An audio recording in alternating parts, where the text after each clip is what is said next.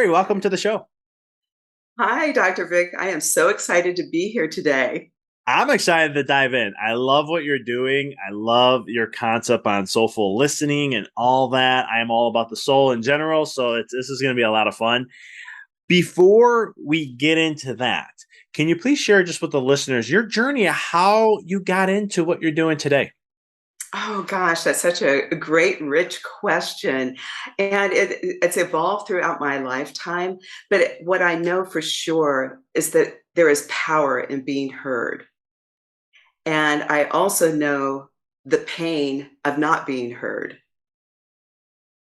And so my life has taken me on a journey that has helped me to kind of reveal the secret to listening in a way that leaves others feeling heard deeply. And it was inspired by my Grandma Helga. So I'll give a little backdrop of how I grew up and what really gave me the foundation of this. So I grew up in a small country town of Auburn, Nebraska, and I lived in a mansion on the second floor of a mansion, which sounds just lovely. And I say second floor because my family had converted the first floor into a bustling restaurant with banging and clanging and late night bar crowds beneath my bedroom every night from 3 years old on. And what I wanted more than anything was to feel seen and heard without even being able to name it. And if someone had asked me who listens to you, it would not have been my parents. The focus was on the business, and there was wild chaos and family dysfunction. But there was one person that did listen, and that was my Grandma Helga. And in her presence, it was as though we were in a safe, warm, delicious bubble with savory aromas wafting in from the kitchen, added extra comfort. And our relationship was critically important throughout my life, especially in high school. With my high school guidance counselor, when you go in for that senior conversation about what's next. And he said to me, Terri, you're a small town girl. You get lost in a big city like Lincoln, Nebraska. Your best bet is to go to secretarial school and work for your family restaurant. And that would have been a death sentence for my spirit. So after some sleepless nights, I went to Grandma Helga to sort through that lie. And she, with great presence, said to me, Terri, look at all I've done without education. Think of what you can do with it. And by her holding the space for possibility and speaking possibility into me, my life shifted in a completely different trajectory. And I went on to earn a master's degree at the University of Nebraska at Lincoln, and eventually chaired the American Counseling Association Foundation, which represented over 50,000 professional counselors. And then I even went on further to coach human-centered design teams from across the nation. And at the heart of that was empathy. And we ended up in the White House 2 different times. And imagine what my high school guidance counselor would have said to that. But again, it's the power of being heard. And a soulful listening conversation can change the trajectory of someone's life, whether you are the person doing the listening or you're the person being heard. And so, does that kind of gives a little bit of background?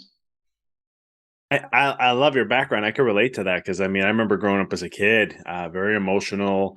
And it was just, I grew up in an Italian family, and it was just, that level of emotional intelligence, I guess, for lesser words to choose, was always just deal with it, figure it out, just, he's one of those moves, or that's how he is, that's it. And it was rather, I just wanted to be heard, like just hear where I'm at, right? Just let me just be able to share. And it's, I always say life will, God, life, whatever you want to call it, will always bring people to you that you need. And you had your grandmother, and I had mine, didn't really show up until high school, but she was in my life before, but I didn't really like create that relationship with her until I was in high school. But it was one of my mom's. She's actually the one that forced my parents to get together. My like marriage. She forced my dad, I should say. My wife, my mom wanted to get married, but my dad's like, pulling off. The one day I remember, the story goes, middle of the night. It was 12 o'clock at night. My dad, she was she was a German woman, and she just looked at him and said, "You are marrying this girl, or else, Mister. That's it. I'm telling you right now. I'm gonna give you hell." And he got her married, and that was the end of it.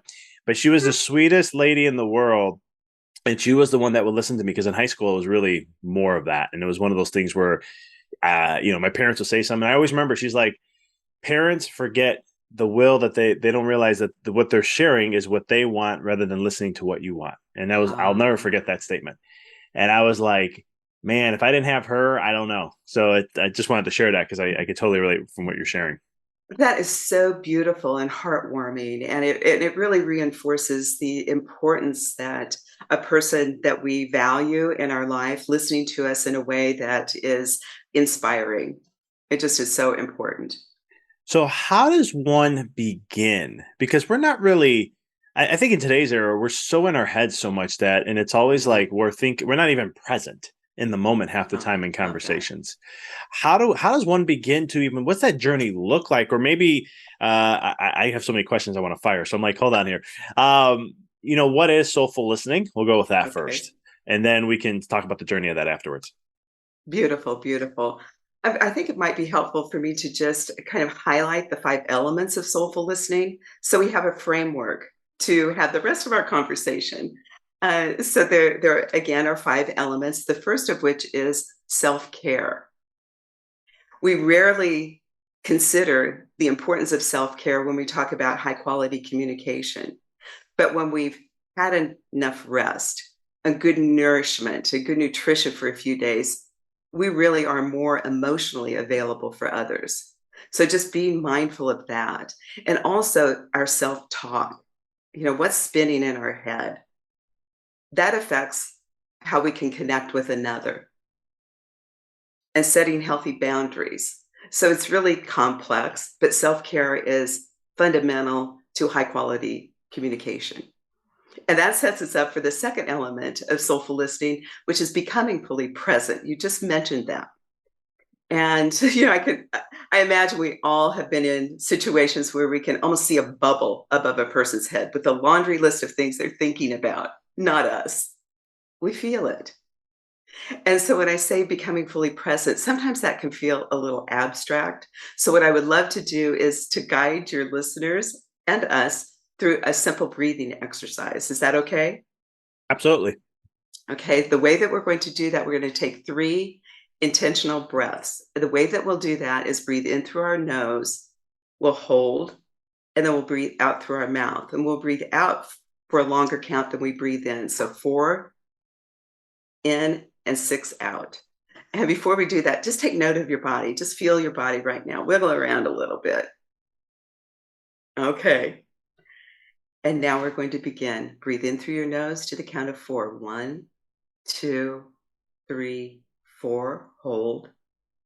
And out through your mouth. 1, 2, 3, 4, 5, 6. Again, in through your nose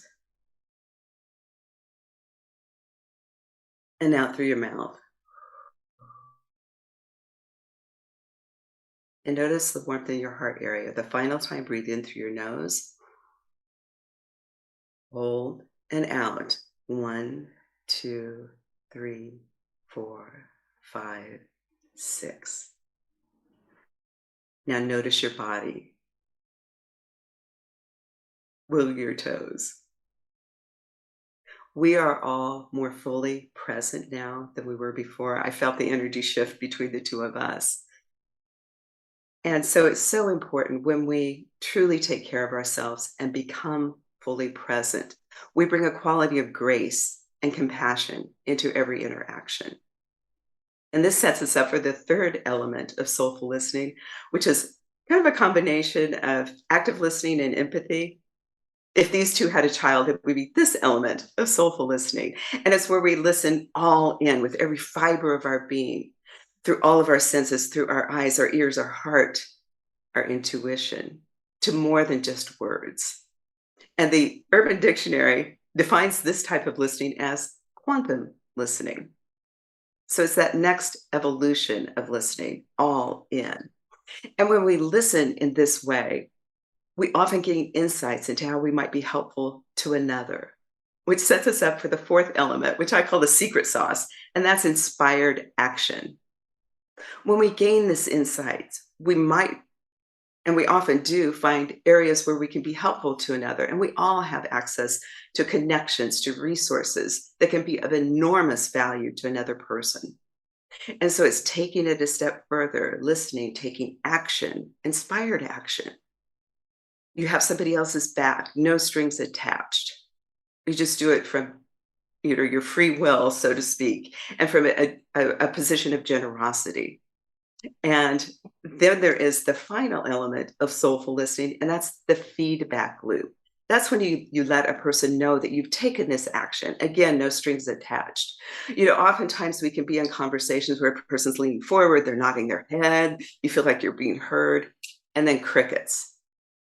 You have no idea if anything was done, and you kind of wonder, you kind of question yourself, did it even matter that I just bore my soul in front of another person? But as these 5 elements repeat themselves, they embed integrity within a relationship. So imagine having that kind of an exchange with a person. The next time you are together, the guard's down a little bit further. You're opened up, you're more vulnerable, and it's safe to do so. And when that inspired action is taken, you have confidence not only in the relationship and your conversation, but in yourself. I like it. There's a lot of questions to ask now. Um, I love when someone brings up inspired action because I teach a lot on universal laws with clients and so forth. And one of the things that is, especially as a business coach, it's one of the mindset shift that I have to get people to is you don't have to do much of anything. And a lot of times people think they do, but when you bring up inspired action, there's actually a law called the law of inspired action. And that when this relates more to like law of vibration, when you're at a certain vibration, the Mm-hmm. thoughts or ideas, circumstances, or situations, they're just going to come to you. But I love this in a communication piece too, because it relates to that where if you're really just tapping in and being present, at that moment, you're allowing your intuition to kind of, it's like listening with different ears, as I like to usually say it. And it's one of those things where you pick up on stuff where you may be inspired to say something, maybe, or you may feel, and it's just a whole, like, you don't have to think about anything. No. And that's what I love about when I first saw like you do soulful listening. I'm like, oh, I can't wait to see what this is going to be about, because I don't do a whole lot of homework on my guests, because I want to keep it open and like just to be able to be like, okay, I got a couple things I understand what they do or what this is, but I'm not going to go look at what that is. I want to learn from them. So then that way it's more that way. So I can be present, right? And not have like, oh, this is what I read. This is what it is. Okay, I already understand this. No, I soulful listening. Cool. Have no idea where that's going to go. Let me dive in here and have a conversation.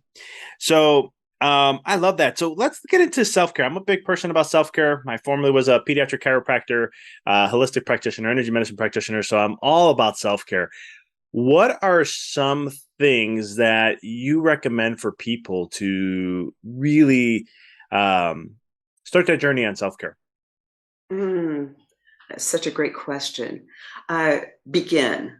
That's begin. No matter where you are, you can take steps forward to more self-care. So, like step away from judgment, say, oh man, I haven't exercised for like a month and a half and I forget it. No, start wherever you are, acknowledge where you are, and then take a step forward. And I also would encourage you listeners to really look at their life. They may be incorporating self-care right now, but not aware of it. The dog has to be walked. You're out in nature, hopefully, to walk the dog. And when you're doing that, say, oh, this is part of my self-care. Oh, I never noticed that tree before, that flower before. So your awareness is part of the self-care as well. And so start small and then incrementally add more and more. And how we talk to ourselves, we can do that. We can just kind of catch ourselves. Oh man, that loop. Uh, I think Brene Brown's book, The Gifts of Imperfection, one of my big takeaways from that book is we would never talk to another person the way that we talk to ourselves. So just check yourself on that. And that's part of self-care. Yeah. I Yeah. love that. I love when people bring that up, because it's like I always say, sometimes I'll ask clients like, would you date yourself? How you talk to yourself. Would you date yourself? Oh heck, I've never got a yes yet. Even somebody sometimes I had a client one time, they said no, I wouldn't. They're like, Doc, would you date yourself? I'm like, absolutely not. They're like, wait a minute, you're the one who's and I'm like, no, I'm being honest with you. I'm transparent. No, I wouldn't. I go, I have inner critic, I have limiting beliefs, I have all these things. I go, I'm working through them. I go, but no, I go, maybe 10 years down the road, I'll see how that goes. But yeah, I love how one thing you brought up too, it's so many times, and the way I asked that question, I would actually want to change it because I asked it in a way of all these things to do, and you brought it up so elegantly, where it's just like, just take a step, right? Just do something, like just get, and if you got to walk the dog, I love compounding things. So if you got to walk the dog, that's a task that we have to do. Go out in nature and do it. Now all of a sudden there's self care, and you're walking your dog, Yeah. taking care of them, and it's a win win on both worlds. Right, right. I love that. Um, present time, I love how you use the breath to reset, and get centered. I'm so huge on breath work and just breath in general. Um, is when it comes to that, is there, when you're in a conversation, is there a certain breathing pattern that someone can utilize to stay present? Because I know for I've over the years I've had to learn how to be hyper focused in listening and being present in the moment, especially Mhm. being like an ADHD person. Back in my day, I was undiagnosed because when I went to chiropractic school, I kind of looked back and was going, when I learned about it, I was like, oh my God, that's me. Holy cow, that was me to the T. But through chiropractic and meditation and all these other things, it's taught me how to center my energy so intensely. How can an individual really dive deep and stay present in a conversation when they're listening to somebody? Right. We have to breathe no matter what. So that's a good base Done deal. to That's begin it. You nailed that. That was a good question. I mean, that was a good answer. and so I guess just being aware of your breath simultaneously while you're listening to another person. And sometimes if you could just kind of bring your breath down to your diaphragm, kind of the lower part of your diaphragm rather than the shallow upper lung breathing, which is, kind of indicative of fight flight. And so just kind of like push it down. Okay, now my belly's extending, it's contracting, it's extending, it's contracting. And you don't have to make any big proclamation to another person when you're in the middle of a heated high stakes conversation. But if you do that, just a couple of breaths, it doesn't need to be, oh, let's stop and breathe. I mean, just like life is happening, just be in it and just be aware. Okay, okay, that lady said take a breath into my stomach. I'm going to do it right now. Okay. I Yeah. love that. Well, we're so taught not to. I just became a dad 2 months ago, Oh, and oh, congratulations. thank you so much. It's been such a joy. And I love watching them because they're, the way she breathes, she does belly breathing. I just hear her stomach contracting up and out very fast. And I go, interesting how that's the way we naturally should be breathing.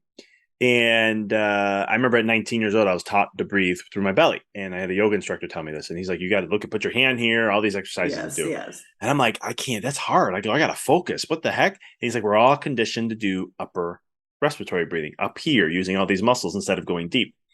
But one of the things I always like to share with people is that when you're talking about the deep diaphragm or extending the belly, there's actually nerves at the bottom of our abdomen that when they get stretched, it actually promotes relaxation.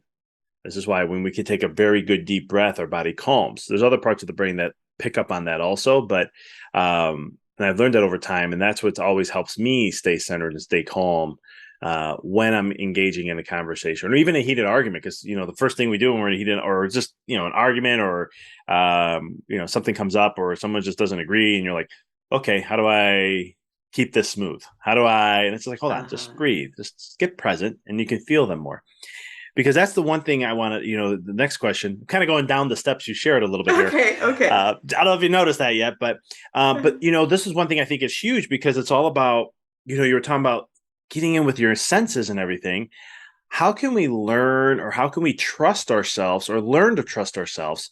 Because listening, really, the words was, I think there was a book I read, I think it's like 93% of what people say is actually, or sorry, words are like communication is 93% nonverbal. And what I think it's like 50 something percent when it comes to body language, and then it's like 30 some odd percent that comes to tone. How do we tap in, or any tips or tricks on how we can tap deeper into that element of like our intuition and to really feel Yeah. the conversation rather than being so keen on what they're saying, which is all in the mind at the end of the day? Right. Again, practice is helpful, but being present will take you beyond where you are right now. No matter who we are, no matter how skilled we are at listening, even myself, when I become present, when I just like hold the space for the conversation to be what it is. And so when I look at that, what that means to me is, entering into a conversation without a prescribed script. Oh, he'll say this, I'll say that, it's going to end like this, why even have the conversation? And so, to just kind of dial that back, be present, be aware of the person, be aware of the room, be aware of your own body, and that will open up greater possibilities. And when we enter into a conversation with a state of curiosity and some high quality questions, that can be helpful as well. And when we look at you mentioned emotional intelligence. When we come into a conversation with a higher degree of emotional intelligence and really kind of charting out, not when you're in the middle of a heated conversation, but just be aware of your emotional range rather than, oh, I only have two. I'm elated or I'm mad. No, there's a broader range. And as you become more aware of your degrees of emotional intelligence and the full range, you can kind of go, oh, that's triggering that. And you can just kind of let it be what it is, not discard it, but let it be what it is and open up the space even further for a richer connection. I like that. That is so true, because sometimes I interviewed someone before and we're talking about emotions, and I think it was like they were talking about like people only have like, I think it's like three or four, like they'll say this is the main emotions I have. And he's like, we need to expand that out Mm-hmm. so that you can understand the different tones and all that. And I love how you brought that up there. Um, so another question then I'm thinking, because I like to I look at things from different angles, and it's like, so I love this. I'm gonna come back to these questions on this part, but why do you think we as a society it comes to a point where we're just not being heard enough? Mm-hmm. That is an incredibly complex question. And so I'm going to like just It was inspired action. It came to me. I yeah, felt like yeah, someone told me I yeah, have to yeah, ask you this. So yeah, yeah. Um, well, okay. One of the reasons, I mean, if you go out to dinner and look around the table, so you see a family of four all looking at their cell phone as opposed to one another, we are not practicing connection and conversation and listening, nor are we experiencing being heard. When we have a social media following of like 5 million, yet we haven't had like a eye to eye really vulnerable conversation with anybody probably in the past month. Do you see what I'm saying? And so we get fooled into thinking that we are so connected because we have, access to technology. And I'm a big fan of technology. I also am a bigger fan of human connection. And if you're using technology, use it to connect on a deeper level. We are so hungry for it. Uh, and this not being heard really is instrumental in the loneliness epidemic. And so when we look at loneliness, I mean, these figures will bring me to tears every time. Over half of the American population is lonely.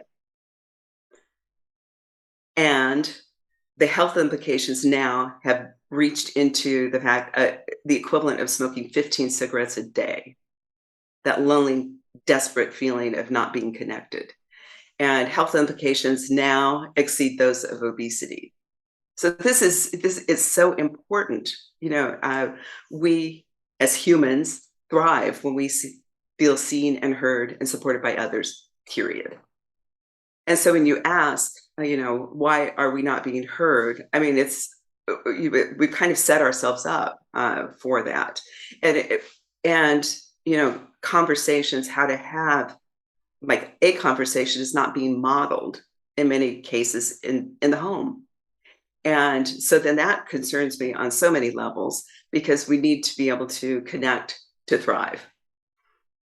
No, And I then mean, we are, yeah, oh, go. I'm sorry. Go ahead.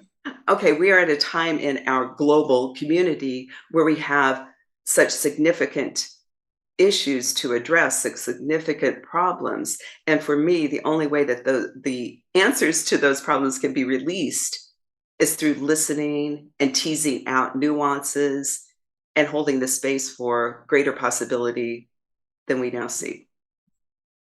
No, I couldn't agree with you more. I mean, even humans, we're I forgot what the word is, and I'm going to mess this up. We need to be with others. In other words, Yeah. and it what it does for the brain. Because like just for example, like the easiest cure for depression is just do something for somebody else. There we go. And people look and go, "What do you mean? How can that be?" And it's like, no, literally, there's a part of your brain that when you do something for someone else, it fires up these centers, and you just start to feel good. And Mm, and it's one of those things where we look at, I always say this a lot, where we are connected in so many ways but we're so disconnected in other ways, and that loneliness is just something that's why I love what you're talking about with soulful listening, because I think that's something that's massively critical that needs to be uh out there more so that people can hear. Because I mean, you just look at society, look at teenagers, you look at the isolation in so many different ways. It's just mhm. definitely a change that needs to happen. And that's why I kind of appreciate some of the work you're doing here with that, to really um, help people, because it enriches their life so much more, doesn't it? Oh, absolutely. And again, it releases and ignites the genius within a person. We all have genius of some sort, I believe. We have gifts to offer. But let's say in the workplace, if you're not, tapping into that genius, if an employee is constricted, the answer to your most critical problem might be right there, held hostage.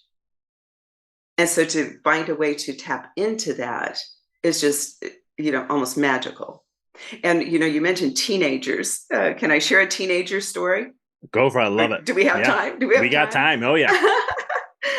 And you also mentioned becoming a parent. So I'm going to share a parent story about a teenager, and it would be my teenager. So I was a single parent from the time my son was 10 years old on. His name's Jacob. And so I have only communicated with him in this way, although it was not called soulful listening at the time. So I was checking in with him. He was 15 years old. And I said, Jacob, what do you want for your after high school experience? And then I just listened. He, at 6'5", 300 pounds, said, Mom, I'd like to go someplace strong in math and science. And if I could, play on a good football team. Is there a place that has both? I just went, I'm sure there are. Let me check.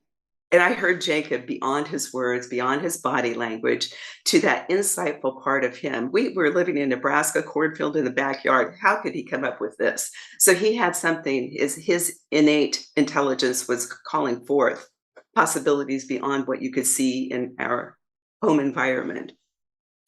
And so I checked around and then I went back to him. The Southern school kept popping up. So I went back to Jacob, the feedback loop, and said, people are saying this. He goes, we should go. I didn't even know how I was going to pay for a plane ticket, let alone feed this 300-pound behemoth in a big city. Yet, when you listen soulfully and take action, doors open. And so we got on a plane, went to this Southern school, met with coaches, met with students. We're walking around a park. He looks down at me from his 6'5" perch and says, Mom, I feel like I belong here. And that was it. Before the end of his junior year, he had a full scholarship to play football at Georgia Tech. And that just opened up possibilities. And he's continued to lead a life of great possibilities. He, coached at the collegiate level, and then he went on and got his doctorate in physical therapy. And so now he's practicing that. And now he just made another career shift where he's going to go and coach the elite Special Forces Navy SEALs. That's So, awesome. so just let's go back just a little bit. If at that moment in Nebraska, at 15 years old, when I asked him that question and he proclaimed his vision for his life, if I would have contracted and placed my limitations on him, what might his life have looked like? I don't know. I mean, I think he was kind of wired to do things beyond average, but just by somebody walking alongside him and holding that space.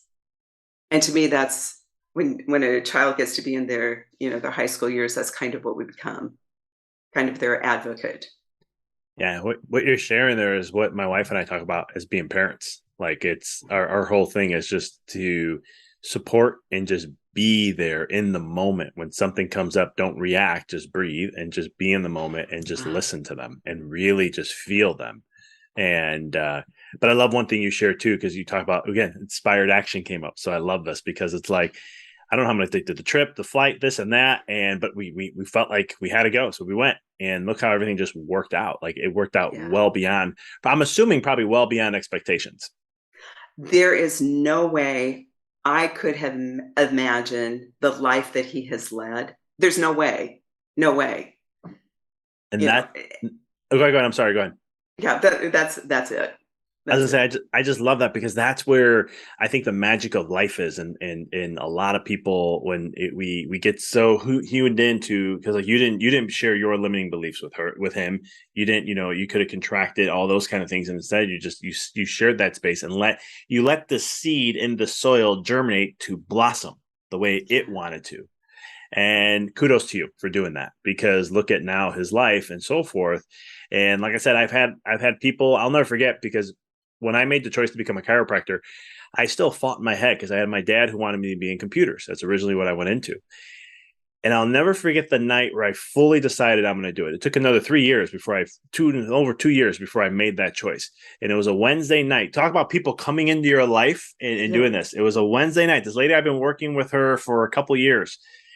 It was a Wednesday night. We worked at the college, and all of a sudden, we're talking, and she just looked at me at the end of our night and just said, Vic, she goes, you have the heart to help people. Ah, And she goes, that's all I have to say to you.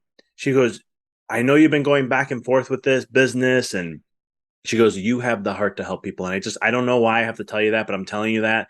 And I just hope that helps with your choices. And it was that night I made the choice. I was like, I'm going full in chiropractic. And 6 months later, I was in yeah. chiropractic school. And so that again, holding that space, just sharing to all the listeners, I'm sharing that story. I don't know why it came up. It just came out of nowhere. I'm like, I got to share the story.